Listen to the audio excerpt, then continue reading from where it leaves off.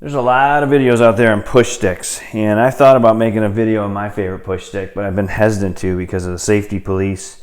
But I think I've got a lot of safety cred built up over my lifetime. I've been a woodworker most of my life, and I'm an emergency room physician, so I treat a lot of the injuries that come in from woodworking, and most of them are from the table saw. By far most dangerous tool in the shop. A lot of times people just make a mistake, use the tool incorrectly, and that's how they hurt themselves. And I don't make a cut unless I feel that it's safe. If there's anything unsafe about it, I don't make the cut. And over time, I've come to use one tool more frequently than any other for my push stick, and that's the ice pick.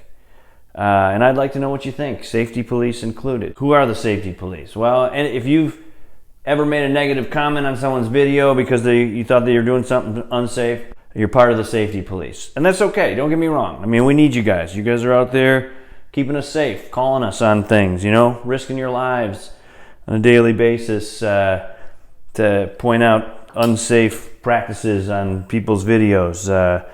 We need you, especially during times like now when a lot of woodworkers are cooped up in their shop and making a lot of unnecessary content and throwing caution to the wind.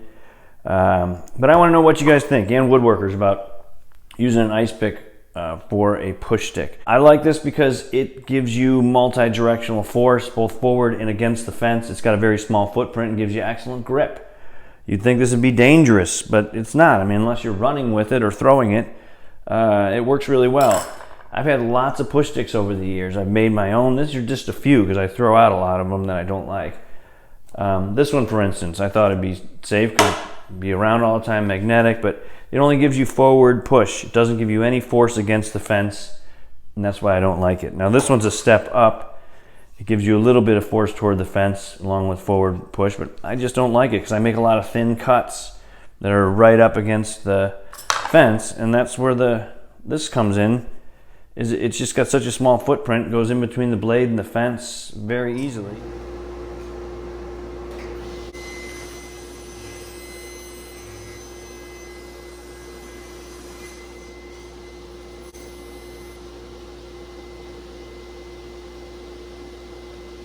So this is very popular, the gripper.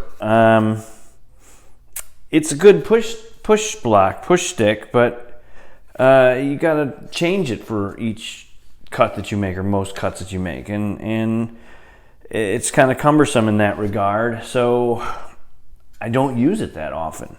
Don't get me wrong, I mean, it's a good push stick system or push block, but I just don't use it that much. This is my go-to 99% of the time.